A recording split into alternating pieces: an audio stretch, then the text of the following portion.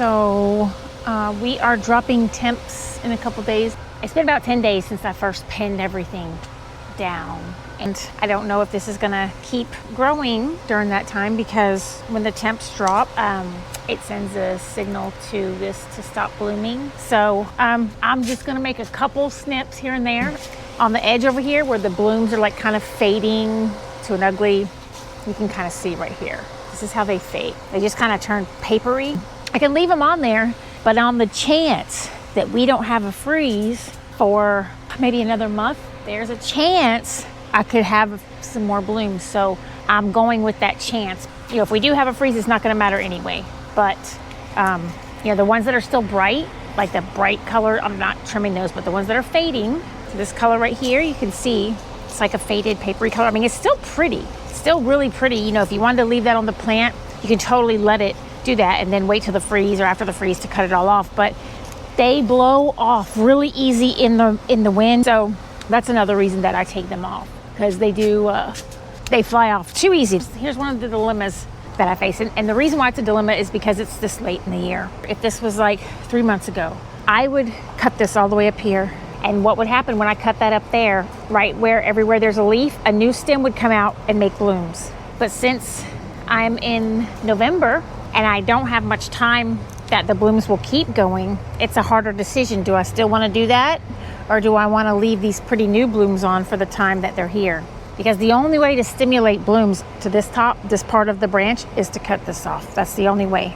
And that's pretty much with every flower. But when a flower blooms on new wood or new growth, this is the only way to stimulate new growth up here. Because you can see right here, see how this is a new growth and it's got the flower on it. And then right here, there's nothing. If I snip this right here, if I just take this back, just even here even, there's a good chance it could put out all these right here, all along the stem. That is how you keep Bougainvillea in color all season long. The ones that I'm cutting right now are the ones that I feel like I won't miss, because I can see color coming up behind these. So I'm snipping the very outermost ones. Like here, I'm gonna take all these off. I have to go get my little step ladder, because under here, I've still got color right here that I'm okay with. I just like to see this hot pink going on right here. See, and here's some new ones coming out right here. These are new. So that's what I'm gonna do. I'm gonna take off those faded ones at the top and kind of see what happens. Just to let you know that this plant would have probably had more blooms on it if I had given it the same attention that I normally do. I just didn't have time this year. So I'm kind of already working with some skimpy colors, and the fact that a lot of branches were cut off. But so this is all kind of a gamble. But if you're in the middle of a growing season, or your shoots are just coming out, you just want to keep a couple canes, a couple main canes, and then you want all your blooming shoots to kind of come off of that, and then you can keep cutting those blooming shoots. Very rarely will I take them right to the canes. Now, here's another thing to point out.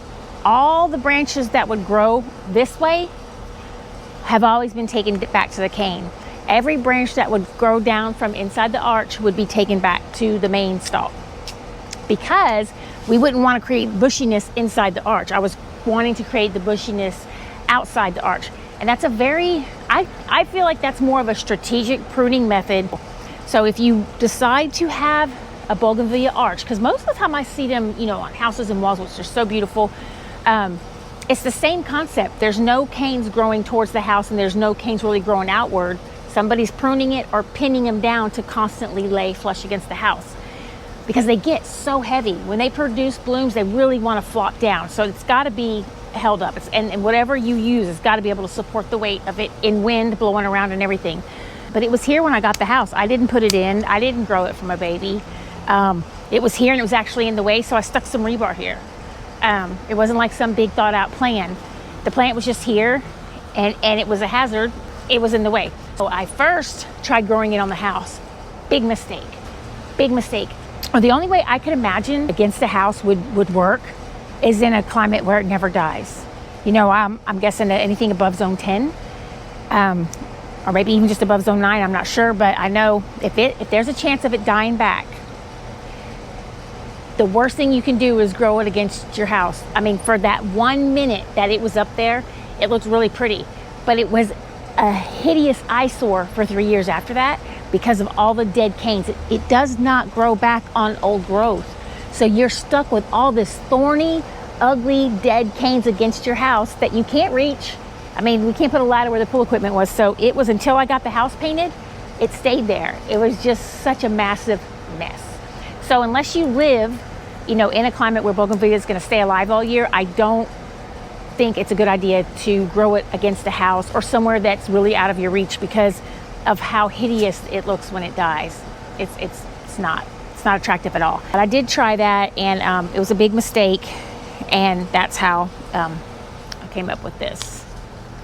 But anyway, that was years and years and years ago. But it only took me 1 year to learn that that's not going to work. If you're going to grow it over an arch, the way that you're going to take care of the inside of the arch is going to be completely different than the way that you take care of the outside of the arch. And so that is a very strategic strategy to keep the flowers and blooms and everything on the outside in check, and then keep the archway passable without hazards. So that's where that's the only difference of that you have to deal with if you're going to grow it on an arch versus against a wall or something. So here's a good example. This branch right here, you can see it's got flowers coming on this long side. I'm going to remove this tip because by removing this one right here, because these are fading, these are a little older. It does have new ones too, but I want all these to get bigger and brighter or put out more. Since it's already started, it's already on the way of doing that. By removing this, it can focus its energy more in that direction because the plant is usually going to always focus its direction and make a new growth in a long form off the primary stem. So by removing that, it can focus its energy through here better. So, I mean, there's not very many branches in that situation that I'll be able to do that to, but this one was one of the few. So the rebar is also very forgiving if you do happen to make an arch with rebar. It is one of the most forgiving. You can kind of, tilt it, lean it, whatever, to pry in your direction when you need to maneuver your vine or shape your vine to grow in a certain way. It's very forgiving. Pliable, I should say. That's what's pliable. So, let's see. So I also like to trim off the thorns when I'm working up here because then next time I come, I have less hazards to worry about. But anytime I see thorns just on a bare branch in an area that I'm working, I clip those off. When the Bougainvillea first puts out thorns on the new growth, they're very soft and pliable and they don't really hurt. They don't hurt on the new growth. And it's similar to roses to me. I can grab the new growth on roses without problems. Further down the stalk, they're a little more intimidating. Just cleaning up more thorns. This makes it easier for me when I come back to cut the main stalks. When all this dies back, I have less thorns at that time to deal with. So I have this little extra piece that I can kind of go in either direction. I think I'm going to go this way. This is where I had it last week. And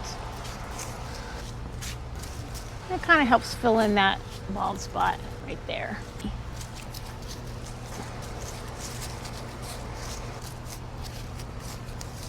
Now I've got this really big, weird bald spot right there in the middle, but I think I can, I don't know if that's going to help or hurt. I guess I'll just leave it. I'll pinch the very tip of it. Maybe that'll get fuller. Same with here. Pinch the tip of that. The one good thing about what's going on right now is the plant is putting out new growth along the main stalk. It's not going to have time to come out and bloom, but it is putting out some growth. So anyway, here's some new leaves coming out. I think I want to just nip that off to encourage more fullness up there, but I don't know. That's kind of what I'm keeping in mind along with the time frame that it actually has to respond. But here she is.